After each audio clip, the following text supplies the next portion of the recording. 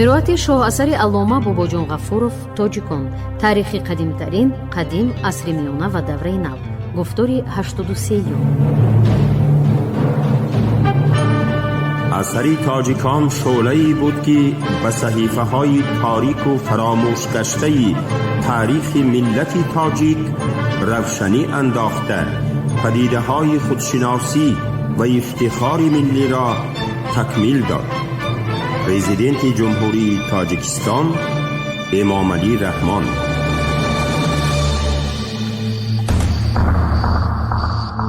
خلق تاجیک در دولت تیمور و تیموریان.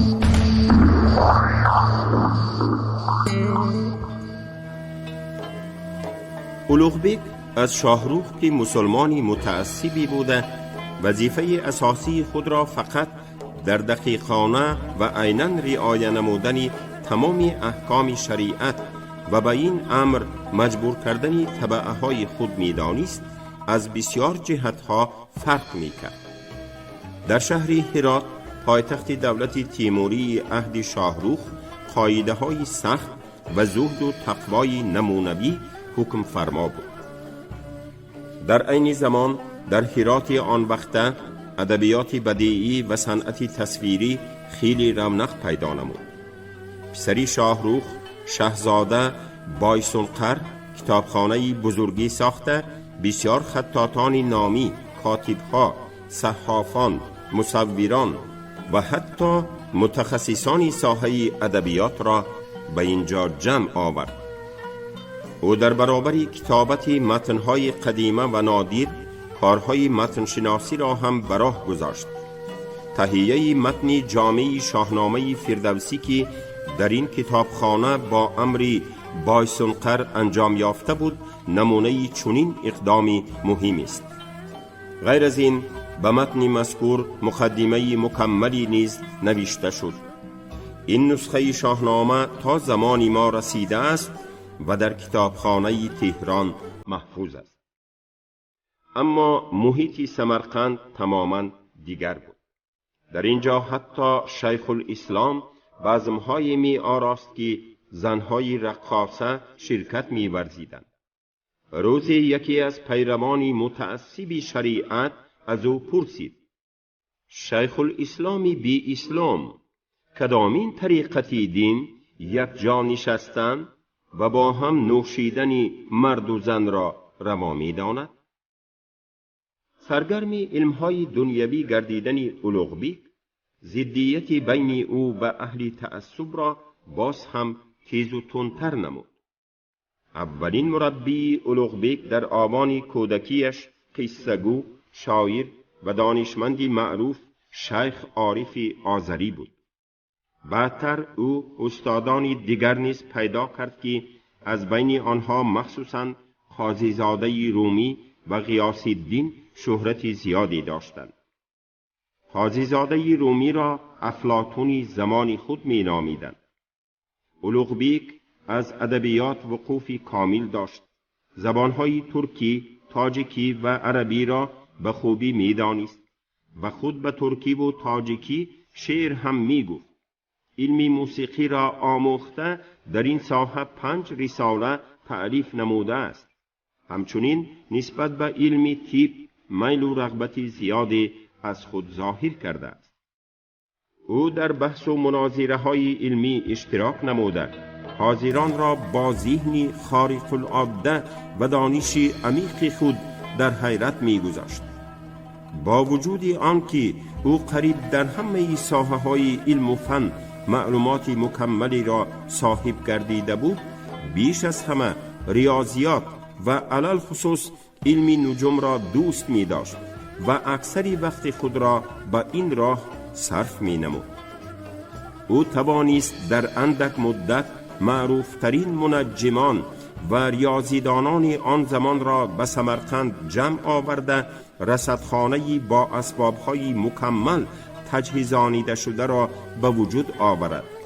ثمره اساسی کار این رصدخانه که خودی اولوغبیک بی واسطه شرکت نموده است، جدولی نوی نجومی می باشد و آن مقدمه مفصلی نظریوی است که برای این جدول نوشته شده است. با فرمایش اولوغبیک در سمرقند، بخارا، کیش و غژدوان بسیار بناهای بزرگ و محتشم ساخته شده‌اند که مدرسه مشهوری ریگستانی سمرقند از جمله همین بناهاست. خلق تاجیک در دولت تیمور و تیموریان.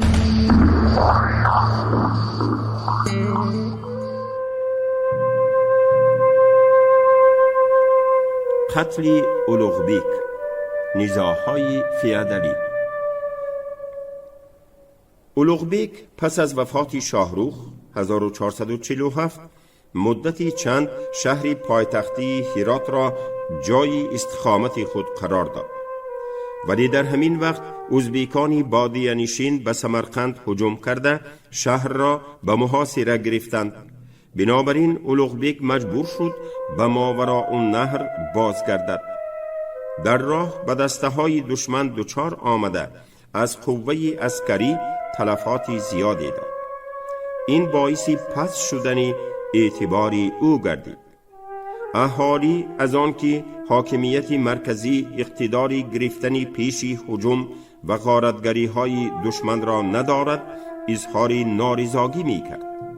از این نارضایتی مردم استفاده برده پسری خود اولوغبیک عبداللطیف با تحریک و تشویق روحانیان ارتجاعی اسیان برداشت. در محاربه اولوغبیک تماما شکست خورده از تخت سلطنت فراورده شد. نهایت در آخر ماه اکتبر سال 1449 اولوغبیک نه با رازیگی بلکه با فرمان عبداللطیف به قتل رسید. عبداللطیف دیرباز آرزوی صاحبی کردن تاج و تخت را در دل می پرورید. روحانیان متعصب اسلام و شیخان طریقت درویشی که اولوغبیک را بد می دیدند این میل و اشتیاق سلطنت خواهی وی را باز هم افزونتر می گردانیدند. با همین قصد عبداللطیف پدرش را کشت و برای تماما ایمن بودن از دعوای تخت سلطنت برادرش را هم نابود ساخت. لیکن از بین 6 ماه نگذشته خودی او هم از طرف سوءقصد کنندگان حربی به قتل رسید. پس از این مبارزه بین تیموریان با قوه نو شدت یافت. از نزاع‌های بین خودی این خاندان طایفه‌های بادیه‌نشین که موقع آنها در حیات سیاسی مملکت تعارف بیشتر می‌گردید استفاده بردند. از اهل خاندان تیموری به ابو سعید میسر گردید که با کمک قوه‌های متحده طایفه بادیه‌نشین ازبک با سرداری عبدالخیر خان حاکمیت اولاد میرانشاه را در ماوراءالنهر دوباره برقرار کنند. در دوره حکمرانی سلطان ابو سعید 1451-1469 حیات علمی و ادبی رو به تنزل نهاده به عوض آن تعصب دینی رواج گرفت. نفوذ روحانیان ارتجاع پرست و پیروان درویشیه بیش از پیش افزود. نه فقط سمرقند و بخارا بلکه تمام ماوراءالنهر اهمیت خود را همچون مملکتی پیش قدمی شرق از دست داد. موقع درویشیه ارتجاعی به درجه بلند گردید که دولت تیموریان قریب تماما در زیر اطاعت شیخ طریقت درویشی فئودالی خیلی کلان خواجه احرار قرار گرفت. می توان گفت که حکمرانی 40 ساله اولوغبیک به حکمرانی 40 ساله خواجه احرار یکی از تیره‌ترین سیماهای تاریخ خلقهای آسیای میانه عوض گردید. در میانه عصر 15 برای صاحب شدن به حاکمیت عالی در خراسان مبارزه شدید می رفت. ابو سعید موفق گردید که تخت هرات را به دست درآورده سرزمینی پهناوری را از تیانشان تا بغداد و از دشت قرقیز تا دریای هند به زیر حاکمیت خود درآورد.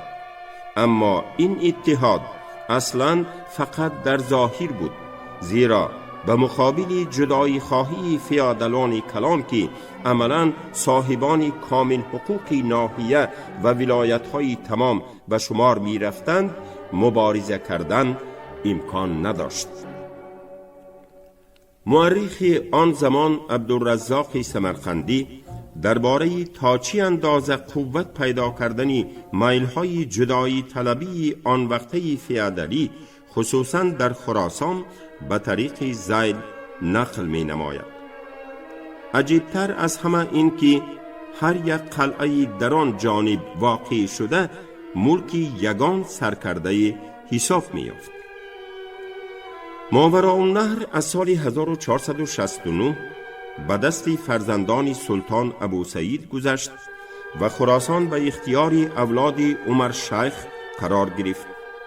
بزرگترین نماینده این خاندان سلطان حسین ابن منصور ابن بایقرا بود که در هرات حاکمیت قوی خود را برقرار نموده مدتی 40 سال سلطنت راند. خلق تاجیک در دولت تیمور و تیموریان. خواجگی، مناسبت‌های اجتماعی و اقتصادی، وضع عمومی خواجگی و استثمار دهقانان. در زمان تیموریان وضعیت خواجگی قشلاق نظر به زمان مغول‌ها خیلی بهتر گردید. جنگ‌های تیمور خرابی‌آور بودند.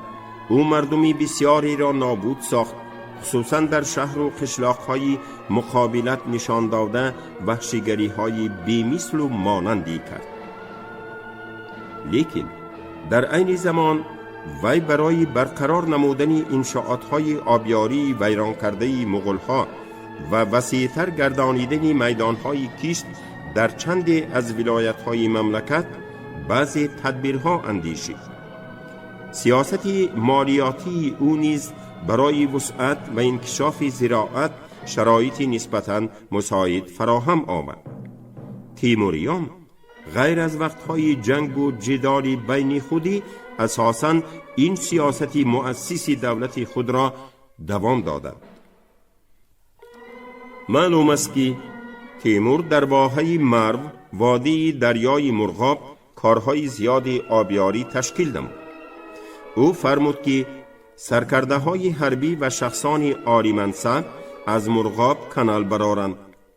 منبع‌ها از این قبیل کانال ها 28 را نام بردند که اکثر آنها به اسم کلانترین سرکرده ها و صاحب منصبان عهد تیموری نامیده شدند.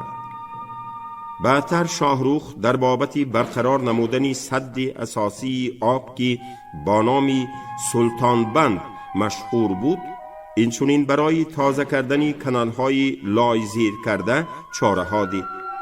قسمت زیادی زمین‌های زراعت در واحه مرو با تشبث سلطان حسین آبیاری کرده شد. کارهای آبیاری در بعضی دیگر ولایت‌های مملکت مثلا در نواحی هرات و سمرقند نیز گذرانیده شدند. در زمان تیموریان هر تشبث شخصی در راه آبیاری نشان داده شده مورد تقدیر قرار می گرفت. کسانی زمین‌های بیکار خوابیده را از خود کرده به امتیازها صاحب می شدند. یک قطار مسئله های مهم تاریخ اجتماعی و اقتصادی آسیای میانه عصر 15 هنوز حل نگردیده است و بعضی از آنها حتی پیش گذاشته هم نشده است. اما تاریخ شناسان سویتی راجع به مناسبت‌های اگرری آن زمان تحقیقات زیاد و صبرناک انجام دادند که توسط آن ممکن است قانونیت‌های اساسی، پرسیس‌ها و واقعه‌های این دوره را نظر به دوره گذشته پررتر و روشن‌تر بیان کرد. انداز اساسی زمین در زمان تیمور و تیموریان خراج بود که به دو شکل، یکی به طریق مال یعنی حصه از محصول و دیگری از روی مساحت زمین به طریق پول ستانیده می شد. خراج اساساً به شکل مال رویانده شده حجمی معینی داشت. از روی بعضی مدرک ها مالیات زمین عادتاً 1/7 حاصل را تشکیل می کرد. در سرچشمه ها آورده شده است که عملداران را برای سوء استعمال و خودسرانه زیاد کردن حجم انداز جزا می دادند. گاه ها حتی مجبور هم می کردند که اندازی بر زیاده ستانیده اشان را به دهقانان برگردانند. بعضاً به مناسبت جشن ها ولایت های جداگانه به مدتی چند وقت از دادن خراج آزاد کرده می شدند. ولی در خود همان سرچشمه ها اطلاع داده می شود که خصوصا در آوان جنگ های بین خودی از اهالی در یک سال چند بار خراج می داشتند یا حجم آن را زیاد می کردند و علاوه بر نوهای موجوده آن با اختیار خود مالیات می ستانیدند. به این مناسبت شهادتی که دولت شاه درباره نرمه جمع کردن خراج پولی نه از حصه حاصل بلکه از مساحت معین زمین داده است جالب دقت می باشد. از روی گفته های او معلوم می گردد که این نرم در زمان اولوغبیک نظر به وقتی تألیف دولت شاه 1487 کمتر بوده است.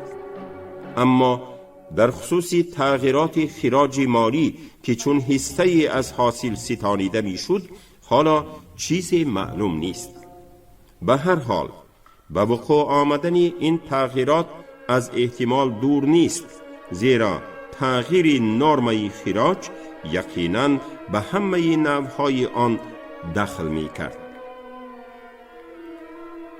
غیر از خراج عایدات زمین در عصر 15 باز بسیار اندازهای دیگری علاوگی وجود داشت که به هر یکی آن نیز رنگ قانونی داده هم به شکل پول و هم به شکل مال از مردم می ستانیدند.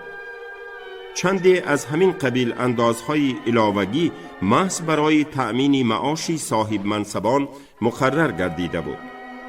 به درختان میوه نیز اندازی مخصوصی موجود بود که آن را سردرختی می نامیدند.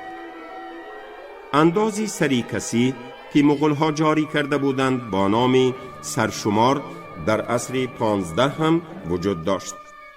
علاوه بر این به سبب دود کردن نیز انداز می گرفتند که آن با نام دودی مشهور گردیده است.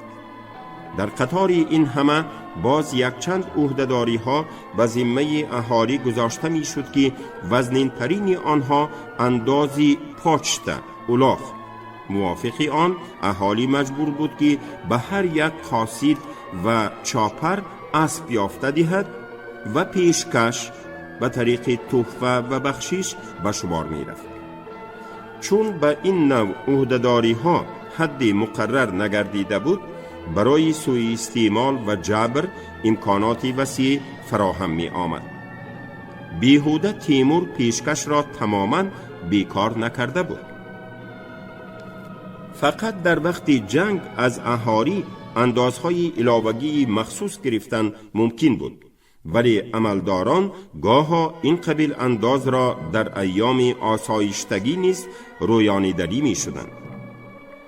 در زمان تیموریان برزگران را در ساختمان و تعمیر حصار و قلعه، کافتن و تازه کردن کانال و کاریزها و غیره کار می فرمودند که این شکلی مجبوریت بیگاری نامیده می شد.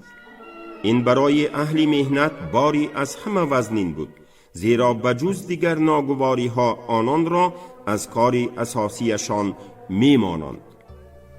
به این طریقه استثمار عامه خلق از طرف طبقه حاکم عموماً به حد نهایی رسیده بود. با وجود این محققان چنین فکت را که تیمور و بعضی تیموریان در سیاست مالیاتی خود به نرم‌های معین شده رعایت می کردند و حتی گاها پیشی راهی سوی استعماری صاحب منصبان را می گرفتند، منصفانه همچون امری مثبت دانستند. این امر برای ترقیات خواجگی دهقانان به درجه کافی شرایط مساعد فراهم نآورده باشد هم به هر حال آنان را از خرابی تمام نگاه داشت. باید قید کرد که خود اهالی شهر و دهات نیز خیلی فعال بود و خصوصا در موردهای سوء استعمال و اندازگیری‌های غیر قانونی مأموران خراج و مقابل حاکمیت در شکل‌های مختلف اظهار اعتراض می‌نمودند. بعضاً عامه دهقانان به ولایت‌های دیگر کوچیده می‌رفتند و از این سبب حکومت مجبور می‌شد که اندازهای از نرم زیاده را بیکار کند. در سرچشمه‌ها مقاومت آشکاری عامه خلق که در وقت جنگ‌های بین خودی شاهزادگان تیموری از اندازهای علاوگی بی آخر خانه خراب شده بود خاطر نشان گردیده است. مثلا وقتی که سلطان حسین خراسان را ضبط کرده به دیوان مستوفی 2 عملدار نو را تعیین نمود، آنها به سر اهالی اندازهای علاوگی بار کردند.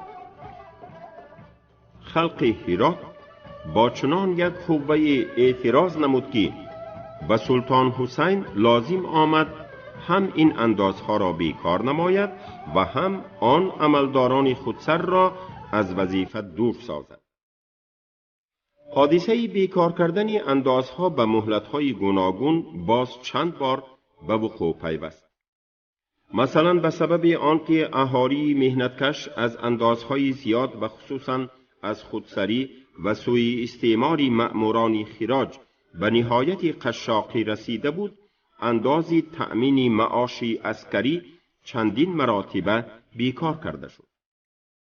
تیموریان برای برقرار نمودن قدرت مالیات پردازی اهالی به گذشت و محرومیت‌های موقتی راضی شده، در این راه با خودسری مأموران نیز مبارزه می‌بردند. در سرچشمه‌ها نه فقط حادثه‌های از منصب دور کردن، بلکه حتی قتل نمودن این قبیل مأموران خودسر ذکر یافته است. به این ترتیب مالیاتی که از عامه زحمتکش ستانیده میشد باری خیلی وزنین و میان شکنی بود. این باری گران بعضی وقتها خصوصا در آوان جنگ‌های بین خودی که باعث چندین مرتبه جمع کردن همان یک انداز و مالیات و جاری نمودن اندازهای نو می‌گردیدند، باز هم افزونتر میشد. بر ضمن این سوی استعماری مأموران خراج که فایده خود را در نظر داشته اندازها را از نرم زیاد جمع می کردند، یک فلاکت دائمی حساب می یافت. با وجود این در انداز و مالیات اساسی موجود بودن معیاری معین و کوشش هایی که تیمور و بعضی تیموریان در راه رعایت نمودن این معیار و به منفعت خزینه پیشگیری کردن خودسری های مأموران به خرج می دادند، عموماً وضعیت نسبتاً مساعدی را فراهم آورده بود. ممکن است تخمین کرد که تا آغاز عصر 15 ذخیره زمین های ملک دهقانان خیلی کم گردید. در عهد مغول‌ها محض همین نوع خواجگی های ملکی نااستوار می بایست در نوبت اول خراب می شد. ولی با این نگاه نکرده در عصر 15 به هر حال قسمتی نسبتاً امتیازناکی دهقانان وجود داشت. حجم مالیات اساسی که آنها از درآمد سالیانه زمین به دولت می پرداختند کمتر بود، اما آنها البته از دادن دیگر نوعهای انداز آزاد نبودند. عامه اساسی دهقانان را مثل پیشتره اجاره نشینان سهمکار و برزگران جماعتی تشکیل می کردند. اگر ما برای عهد مغول‌ها از خصوص موجودیت جماعت دهقانان یا خود بقیه های استواری آن از روی دلیل و قرینه های ذهنی سخن رانده باشیم، پس برای عصر 15 هرچند کم باشد هم مدرک های معین موجود است.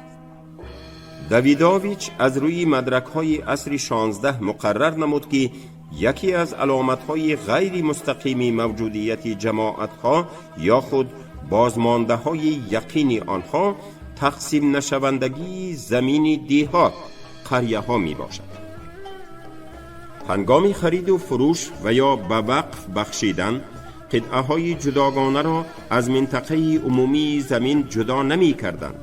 از این رو نه اینکه حدود یک قطعه بلکه حدود عمومی تمامی منطقه توصیف می شد که عملاً سخن درباره انداز عایدات سالانه همه منطقه زمین دیهات می رفت. مثالی شبیه زمین‌های تقسیم نشونده را ما می توانیم برای عصر 15 نیز پیدا نماییم.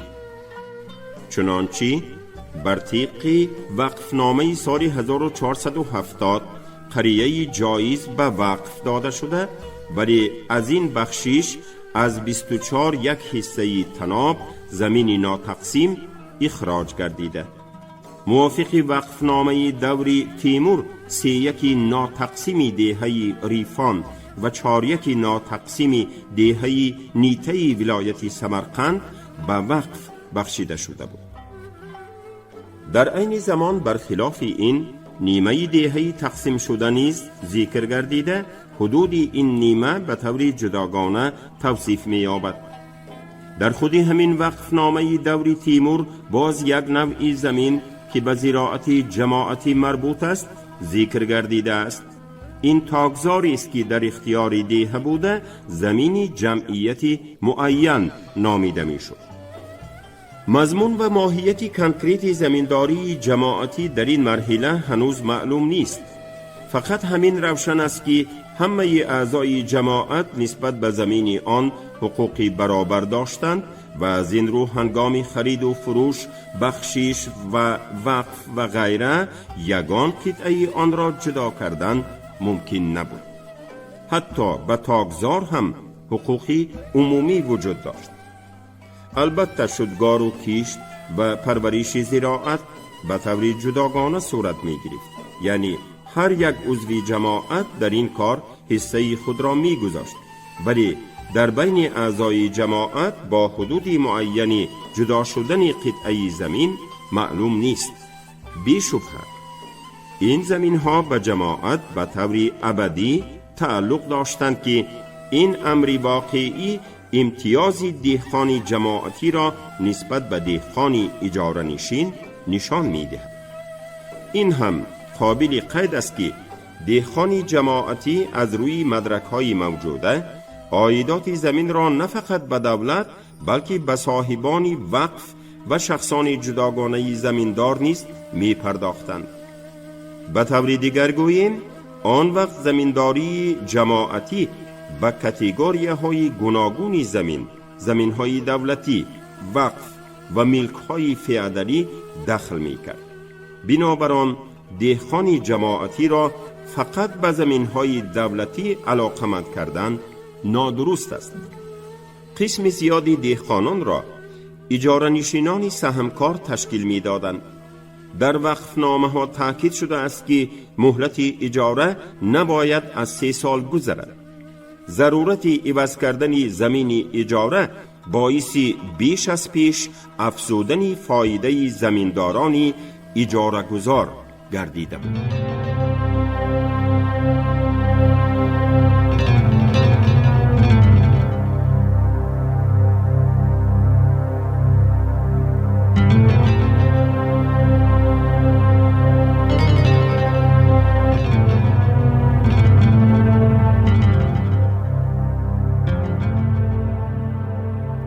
شما گفتاری 83 را از کتاب علامه باباجان غفورов تاجیکان شنیدید.